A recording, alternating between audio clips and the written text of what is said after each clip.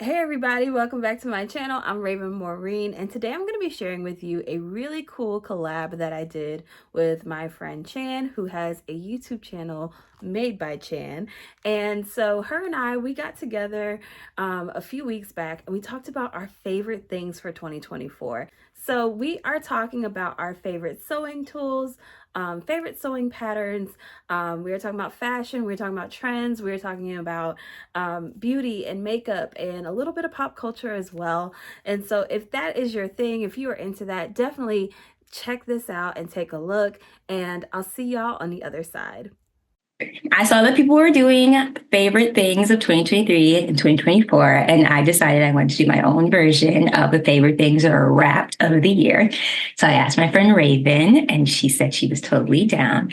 And so these are our favorite things of 2024. There's a variety of topics. There's some YouTube related, some sewing, and then some just things we like. But we're going to get into it. But I'm sure you all know Raven, though. But if you don't, Raven, do you want to introduce yourself? Sure, I'm going to introduce myself. Hey guys, I'm Raven. um, so if you're new here, I am a know me pattern designer. I am a sewing content creator, and I am a small business owner, and I'm also a friend of Chan's. So hey y'all. Oh, let me also say I got most of these questions from the Beautiful Mess podcast and also Casey Kerban. She has a YouTube channel we'll be referencing later in one of my questions. But I did add a couple of my own, but I do want to give props to the original creator of this. So, okay, first question is, what was your favorite fashion or sewing trend from the past year? Oh my gosh. Definitely the pearl kit for me for like the sewing part of it. Really into the pearl kit. I'm also really into the vest trend, whether it's like the jewel neckline or the V neckline. And my spring pattern, shameless plug, is kind of reminiscent of that inspiration. But those are my two things. Definitely the pearl kit, which I did a few times and I'm going to do it one last time. And then the vest. What about you? I really liked the ultra feminine or the coquette style, which I think is going to roll over into next year. But I just really liked women embracing their girliness with bows and skirts and like flowy princessy dresses. Like speaks to my heart. I did like the bows. I not to say I forgot about the bows, but the bows was a big hit this year for sure. I agree with you. Yeah. Yeah. It was nice to see. Yeah. I'm like, we've glammed it up a little bit and I really like that. A favorite sewing tool from the past year. Okay, I have it here. Okay. Oh. Okay, I have a story. So at first I was like, why do I need this? I was like, I have a rotary cutter. I have a few. And then they were like, well, it's ergonomic. And I was like, and so so y'all, can I tell you that the way this blade just goes back in has saved my fingertips many times this year. And hold comments. Okay. And no, let me tell you, it stems from last year around this time where like I literally like sliced the top of my finger and had to go to the emergency room. It was a whole crime scene on my hand, on my shirt, everything. And so when I got this, I was like, that's why it gets tucked away to avoid the finger snips. So y'all, get you one of these. Save your finger. I like to, that is not mine, but I only cut with a rotary tool to the point that I'm like bad with scissors. And when people are like, yeah, it's so difficult, and I'm slicing my fingers, I'm like, what are you doing? You're the third person I know who sliced a finger. Girl, please be careful out here in these rotary cutter streets, okay? Yes, no injury. It's because they don't have one like this. I'm telling you, if you leave the guard off, baby, all bets are off, man. If you got just the traditional one, watch out for your fingertips, okay? Mine is very basic. Is it? No, it's not near me. It's Taylor's chalk. Yes. Yes. Like I have been searching for the perfect marking tool all year, and like I was Oh, using transfer paper, and I know, I know, like carbon transfer paper. You had to trace on. are you okay? I know the dust, and then I got the pens you recommended. I like the white one the most, and then I have my own heat transfer pen that came in a kit, an embroidery kit. Shout out Sherwood Forest Creations. She like sells the pens and they're really good. But the Taylor's chalk, like, it's really been, you get good quality Taylor's chalk too. And I got like white and yellow. Like, it's really changed the game because I am not someone who can visually remember where a dart is and just freestyle it. Like, I don't, shout out to y'all, but I cannot do that and stuff. So, Oh, me neither. Now, I would love to know what brand you got because, like you said, real like heavy on the really good Taylor's chalk. Like, not all Taylor's chalk is created equal. no. So the white one I got, I think is just like Dritz or something. I got it at Okay. Joann's. And then the yellow one has no brand. It is in Mood Fabrics. And they just have like all the Taylor's chalk colors there. So you could probably just order it from Mood.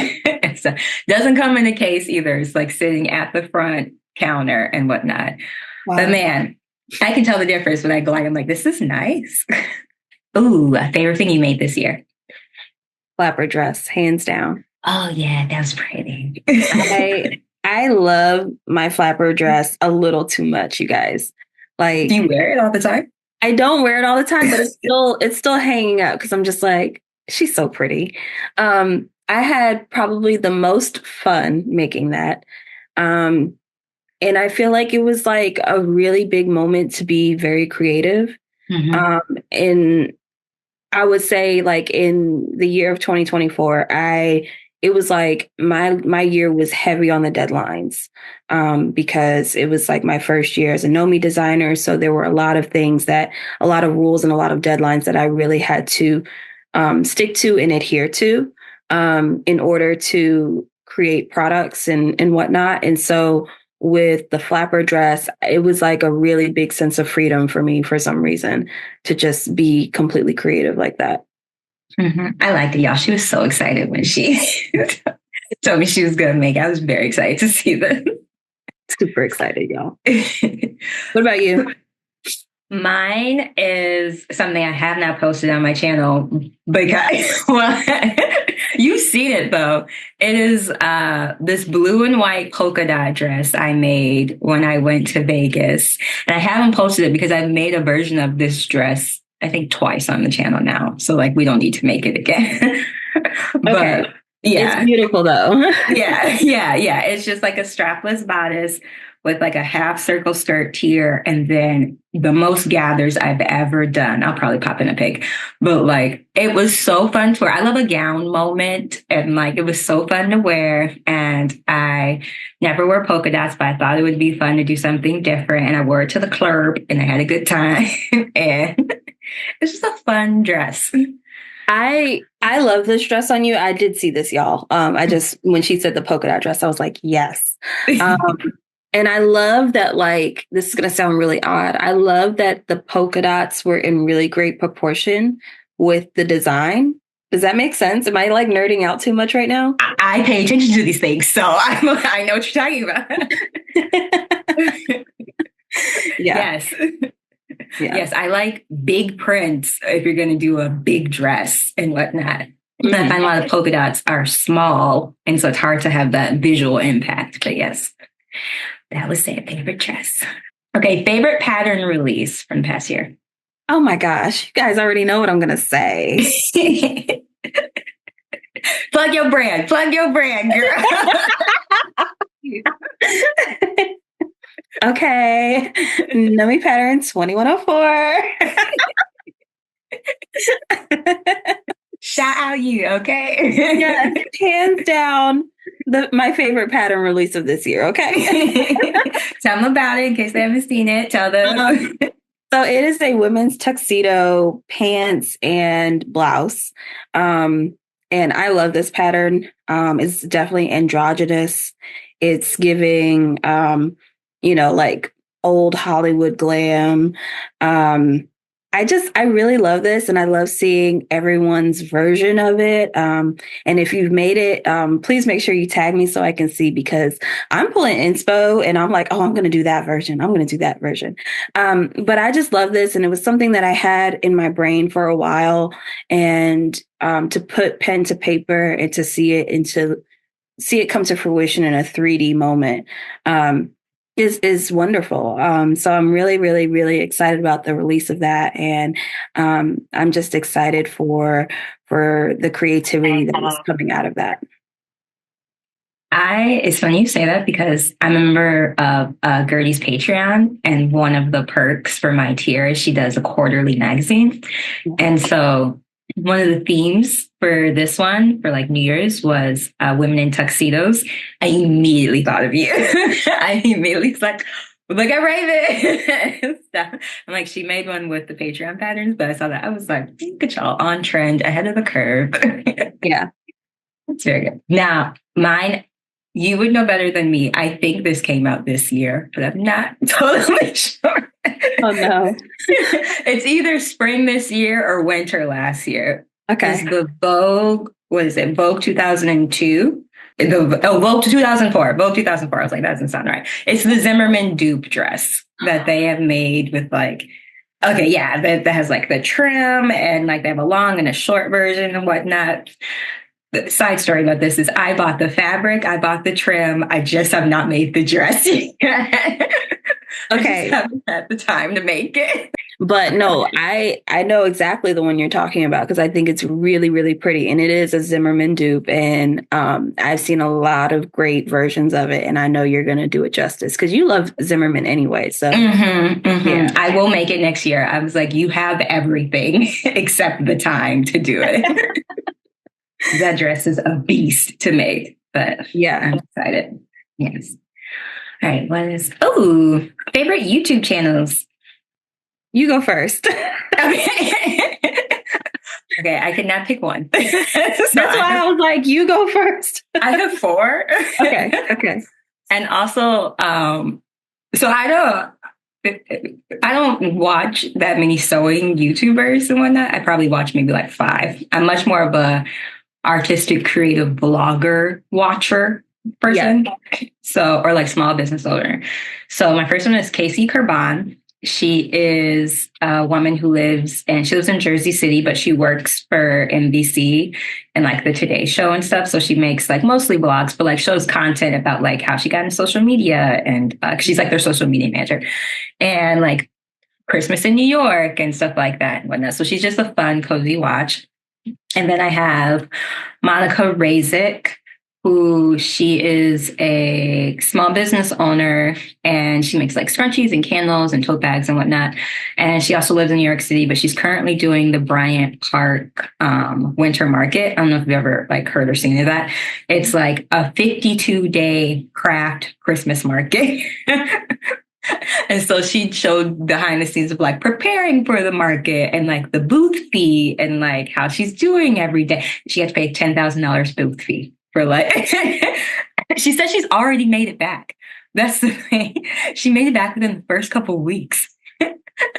So a couple of weeks is too long to be making back $10K in a booth fee, okay? She made it back within 2 weeks. She said that she makes like $1,000 a day on a slow day. I was like, oh girl. Right. So it was really interesting to watch her and see like everything and just get advice on how to run a small business and whatnot. And then I have 2 more. One is, I'm not going to say her last name right. Chi Udeja. I think that's right. And she is just like a slow living vlogger. She lives in a tiny house and she has chickens. She lives in Texas too. And like, she just films herself like Joanna Gaines style. She's real cute. She's like in her 20s and stuff. And she's just like, I decided to give up my luxury apartment and my high-rise living, and I just want to live in a tiny house with my chickens and my ducks. And like,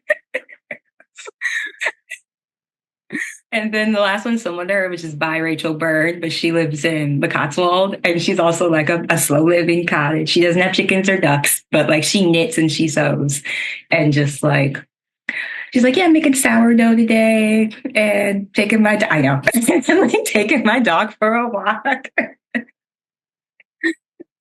Those are my favorite channels I discovered this year. So I have to say, all right, my list is going to be wild too because I do watch sewers, but I don't want to like be like, oh, I like this person and that person because I just don't want to draw division or anything like that. Yeah. But there are other YouTube creators, and unfortunately, I just know their faces more than I know their names. Know that. I had to look up people's names. I'm like I like her stuff. Let me click to see what she's talking about. Like, y'all, that's bad. I'm the worst YouTube watcher ever.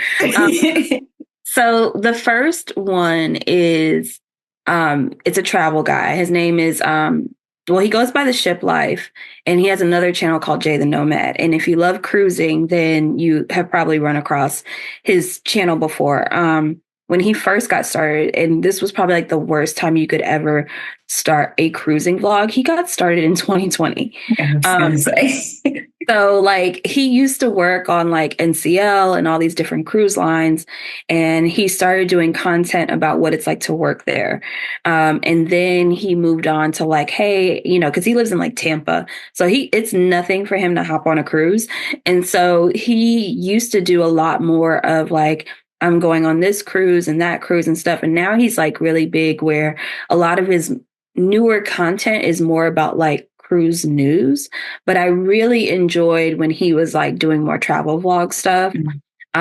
So Joe and we used to watch him like all the time. And we still tune in here and there, especially when like cruise news, like, cause girl, I love a good internet fight. Don't tell nobody. But what is cruise news, number one? What is that? I'm not in the cruise gossip community. So, and that's exactly what it is. It's like cruise gossip. Like, oh my God, did you hear what happened at kind of the seas? They were fighting. Like, it's like stuff like that, or like who had a fire, who had a flood, like, and it'll be like legit issues. And you know, people in the comments will be like, "Oh my gosh, are you serious? Like, I'm going on this next week. Like, I'm nervous now." So there's a level of hysteria to it. So that's kind of like my guilty pleasure a little bit. Okay, girl. Besides loving internet fights, do not send me internet fights, please don't. Because I'll go into a whole rabbit hole and be like, and what did he say to her? And run that back, go back 10 seconds. Like, and then like you, I do watch like a few content creators that create content about making content. So there's Katie Steckley, which you and we've talked about Katie Steckley before. I do like her stuff. And keep in mind too, when you're watching these content creators that make content about making content, you have to like take it with like a grain of salt because it's a different niche. Not everything that works in a fitness niche is going to work for your niche and vice versa. So it's just more about like staying more in the know, more up on trends and seeing if you want to try that trend or don't. So Katie Steckley is one. And then I'm going in my phone right now. There is a girl, she's a Black British girl. I think that's it. Like my top three that I really like. And I mean, I think the British girl I really discovered this year. Katie, I started watching more this year. And Jay from the Ship Life, he's kind of been in and out of our YouTube lives for like a few years. So, yeah. So switching directions, favorite beauty item that you tried this year? Oh, okay. I have to say my eyeshadow kit. I love it. I love it down. It's by Morph. I think that's how you say it. Morph. There might be an E on the end. Morphe, yeah. Morphe. Yes.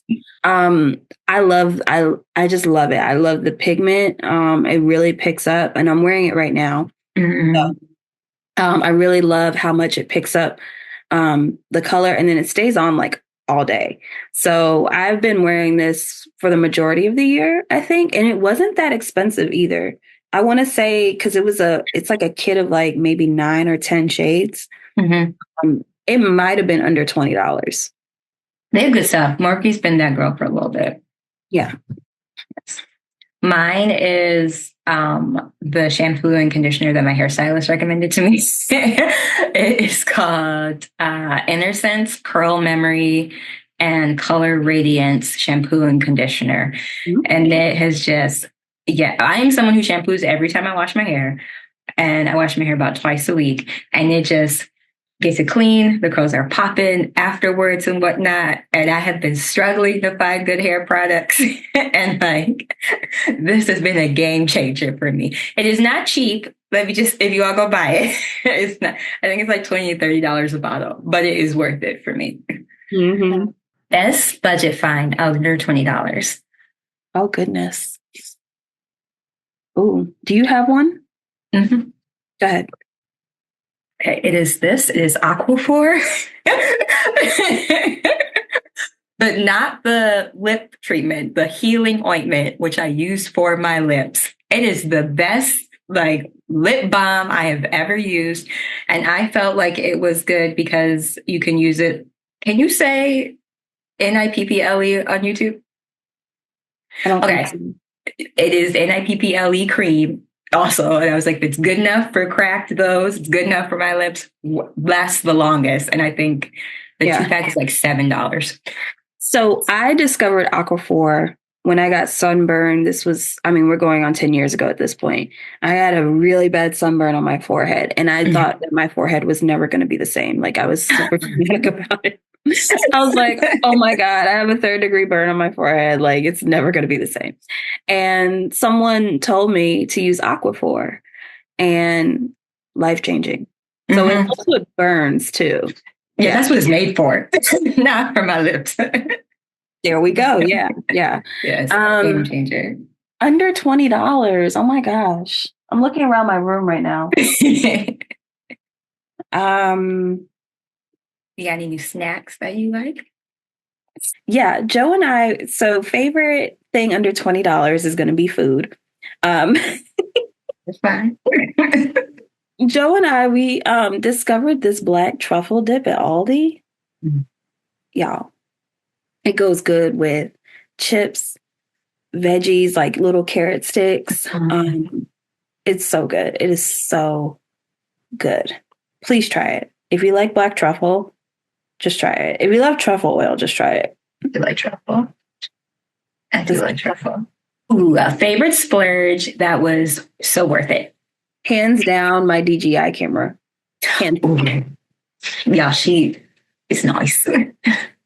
Hands down. Like I splurged on that, and the reward has been in spades. Like, so good. So good. You need to get it. I might if my vlog camera ever comes. I might have to do that. Mine is a fitness coach. Oh. I decided to invest this year, and we were going to be together for 6 months. And it's nice to have someone to talk to you and like tweak things along the way and tell you what you're doing wrong and what you're doing right. Because I can't do it on my own. I've realized I need help. I need somebody I can call and talk to. Be like, hey, girl. It's just been great because I plateau at what I'm at right now. And she was like, well, let's fix that. And like, we started tweaking things and stuff. So it's been nice. It's been great. It's expensive, but it was worth it. Just saying. Favorite recipe that you tried this year? I want to say it's 2 of them. And I'm not a big pasta person, but these 2 recipes have changed how I like pasta. So the first one is Marry Me Chicken, which I have featured over on my channel before. Y'all, I love that. I love it so much. So the Marry Me Chicken. The second one, which I just tried yesterday, is ravioli lasagna. Have y'all done that yet? I don't even know what that is. So you buy like ravioli from like the frozen food section or whatever, and you literally layer it like you would the lasagna noodles with like the meat sauce and all this other stuff. So Yes, but I love it because if you are someone that maybe you don't like the like ricotta between like the noodles and stuff like that, this kind of like encloses it into the ravioli. It just changes the way it tastes. Mhm. And it's a good hearty meal. And then It sounds heavy. it's heavy. Yes. I only had like one serving yesterday and I was good for like the rest of the day. And I had that at like 3 o'clock in the afternoon. And your girl likes to eat. So um yeah. Mine is a Hello Fresh meal I tried. I am a big pasta person, and they have this pasta tortellini bake that I made incorrectly the first time, but I like it the wrong way, so I don't make it how they make it.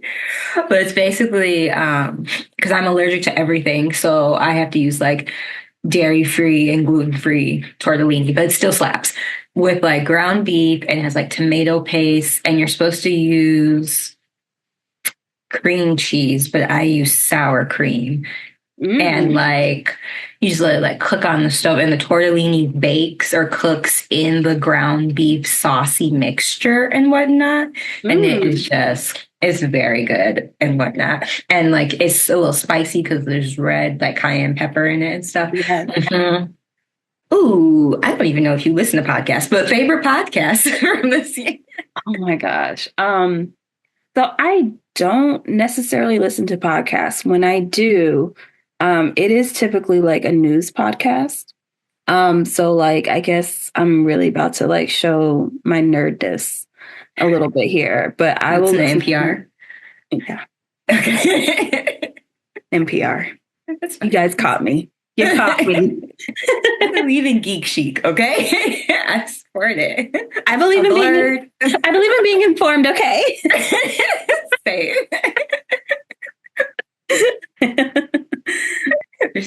Mine are not that mine are more entertainment.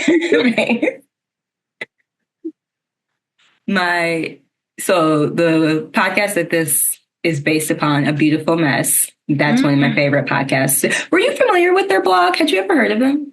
I have heard of that. Yeah. Okay. Yeah. Yeah. They were bloggers for like 15. They still blog, but they were DIY bloggers for 15 years. Now they've switched to food. I have tried the recipes. Pretty good. That's what I started with. And then it got me hooked. And it's just like listening to it's like going to brunch with your girlfriends and catching up and listening to them chat. That's how their podcast feels. And so I really enjoy it. And they have like comfort rewatches, like they'll rewatch The Holiday and say everything they loved about it, or they'll talk about like design trends because that's their base and whatnot and stuff. So it's just a fun podcast to listen to. Mm-hmm. So that one was my number one. And then on the flip side, I subscribe to More Rim and AB, which is a Patreon podcast.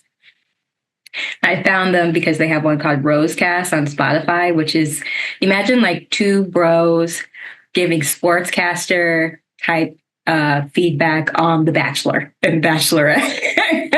Oh. Yeah, it's very funny. Like, okay. Yeah, they're very funny. So then they launched a Patreon and they just have like a lot more topics on Patreon. Like one of them loves Hallmark Christmas movies and he calls it his like magical movie marathon mistletoe something. And so each week he reviews like 4 or 5 movies and he ranks them on a scale of like, this one was like 8.5 mint hot chocolates. Pretty high up there. Really loved it. Or this one was 5 eggnog lattes. I could not rewatch them. Those are my 2 favorite podcasts I listen to. I've listened to them all year long. Oh, favorite movie or TV show? Okay. So my comfort show is The Crown. I don't know why, but it is. It just is. Of course, Bridgerton. The Crown is my comfort show. I watch The Crown a lot when I'm sewing because I don't have to look up and watch every scene. I can hear it and know exactly what's going on. I know, I'm weird. I'm sorry, y'all. That relates to my answer. Yeah. Mine is, I'm like you. I cannot sew and watch things I've learned. I need to give it my full attention. Otherwise, I'm sewing weirdly. Mm-hmm. But Abbott Elementary was one I like really tried to watch this year. Yeah. because I like TV to be happy and like fun and whatnot. And then I haven't finished it, but I really enjoyed it. Is The Swans that came out Oh, like. I forgot all about the Swans. I know I The need to Truman finish it. Capote show, right? Yes, yes, Girl, I did not yes. know you were watching the Swans. I was watching the Swans too, and I was into it too. Yeah.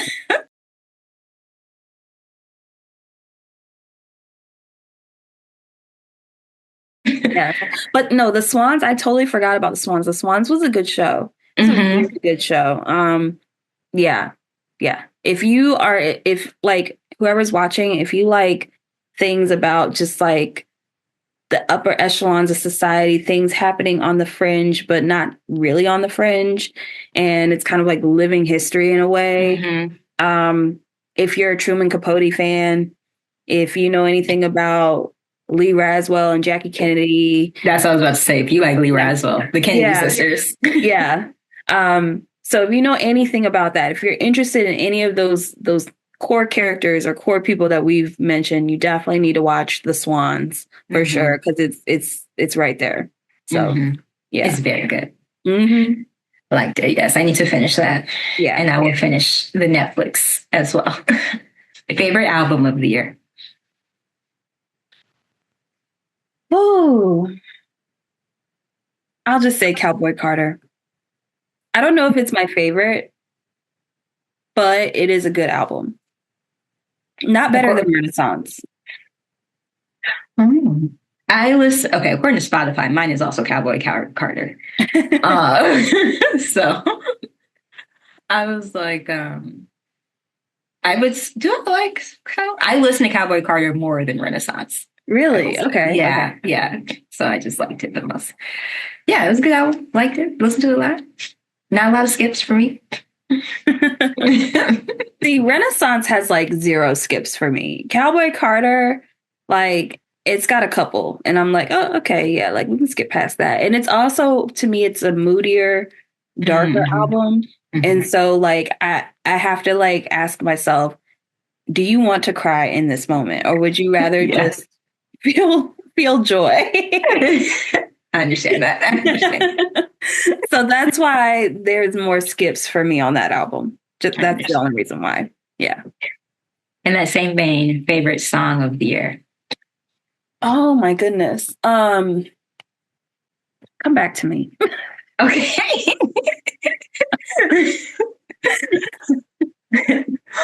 Mine, according to Spotify, mine was Texas Hold'em. But I feel like mine, because I don't know if that counts because I did listen to that a lot when that came out.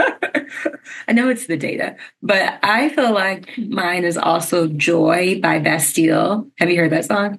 But It's just very like, yeah, it's like very uplifting and whatnot. yeah. And I could kind of tell by my mood with my rap that I was very like, I'm not a rapper, but like, my Spotify rapped that like I was needing a little punch up of like happiness and whatnot. And like Joy's in the top three. I was like, not surprising. See, I can't go by like my Apple or I don't have Spotify, but I have Yeah. Apple and the title. And I can't go by those because I have Zumba songs on there.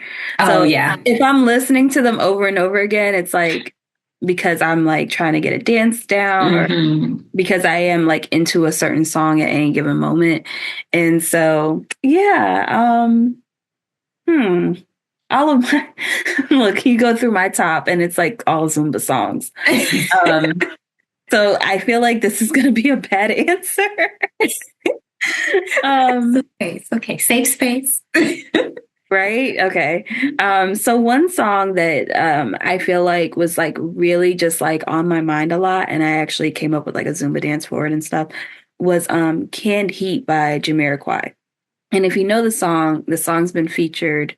What? I like Jamiroquai. So if you know the song was featured in Napoleon Dynamite in the dance scene. And it was also featured in Center Stage in the one of the end dance scenes. And so like the actual song's like 5 minutes long. But if you listen to like the words and stuff like that, if you're like down and out and you just want to dance and feel good, like this is actually a really good song for you. But it's pretty popular in my Zumba class now. I introduced it like a few weeks ago. And everyone really likes it. They like to dance to it. So it's been in hot rotation for me. The song is like 25 years old, but just go with it, y'all. That's fine. That's fine. We listen and we don't judge. I like Jamiroquai. I'm like, I've probably heard this song before. You have, and you probably thought it was named something totally different, and was like, "Oh, that's the name of that song." That's literally what you're gonna say when you hear it. Okay. I'll look this up. Okay, we have 2 questions left. Okay. Something you tried for the first time this year. So it was my first time doing group fitness. Me and fitness in the same sentence is so crazy, but have I done Zumba in the past? Yes, as a participant, but never as a teacher. So that would be something that I did for the first time. First time though, sewing related would be my Halloween costume. I've never made a Halloween costume. So that was new for me. And, like I mentioned before, that was a lot of fun for me. So yeah. I think you should keep doing that. I think you should keep making them. Me too. Mine's fitness related. I did the Couch to 5K app, and I mean, I didn't finish it, but like I've restarted it, but this is the furthest I've ever gotten in it and whatnot. And like, am I good at running? No, but do I keep trying and persevering? Yes. So Good. I have like all the gear, girl. I got like a camelback with like, my shoes are specially fitted. I have special insoles. Okay. It makes a difference. I hate that it does, but I'm all in. I'm a runner now. So annoying. Okay, and our last question is something you are proud of. Okay, I'm going to list 2 here. I think y'all know the first one, becoming a nomad designer. Okay. I'm very proud of that. Very proud of that. Very proud of becoming a Zumba instructor. I became a Zumba instructor by literally going to one bad class, and I was like, how do I do this? Because that was terrible. And here we are. I have 2 classes a week now, so follow your dreams, you guys. I'm that person, I understand, where I'm like, we don't need to do this again. I'm like... So I would say those are like the 2 things that I'm really proud of. It's like just being that self-starter and just going after something that I feel like, again, I feel like with Zumba and even with my pattern, these were voids. There's definitely a Zumba drought in my community. So to be able to offer classes 2 times a week and serve my community in that way is something I'm extremely proud of. So, yeah. What about this isn't my answer, but I'm proud of you too. I feel like you tried so many new things this year. Like, and if you didn't like them, it was fine, but you still got to try it and like put yourself out there and whatnot. Like, hey, it was so good to see you as your friend. Oh, thank you. I'm proud of me. That's right. Okay. This is because, like, didn't have a job most of the year and like still persevered and eventually was like, you have to keep living your life. Like, we can't just put everything on hold. And then they don't know this yet, but like, I did have a job. I am no longer there. That was not a good fit, but like recognizing this is not a good fit. And like, does it suck not having a paycheck? Yes. But also, do I want to be somewhere where I don't feel comfortable? No. So like, that I'm also very proud of me that I live way below my means, so I'm not like struggling the whole time that I'm jobless. But I know the right job will come, and you know, I would love this to be the right job, but until we get there, like I will wait and be patient. That's it. That's all the questions. Oh my gosh. Okay, so we have like less than 2 minutes left. Yeah. So this was so fun. Can we do this next year? Yes. This was so much fun. I loved this recap. And I love doing it with you because, you and I, we know each other.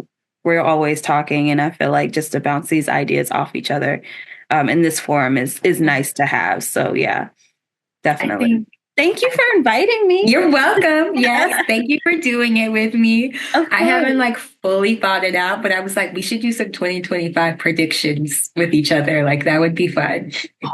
Okay, all right. So 30 seconds. Okay. Yes. You go first. This was your idea. Oh yeah. I think that like the girly glam is going to continue, but like change to something else. Like I've seen like princess core pop up. I don't know if it's going to be like that hardcore, but I think that's going to be a thing. And then I also think more people are going to get into sewing, but they're going to have like a culture shock with how hard it is. I think we are going to see more sewers in 2025. Yeah, I definitely see that happening a lot. And I honestly think, again, girly core and just more of like, I think we're going to see a revert back to a regression to like 1950s and vintage stuff. Actually. Yeah. Yeah. I think that's going to happen too. Yeah. Yep. That'd be interesting. That'd be good.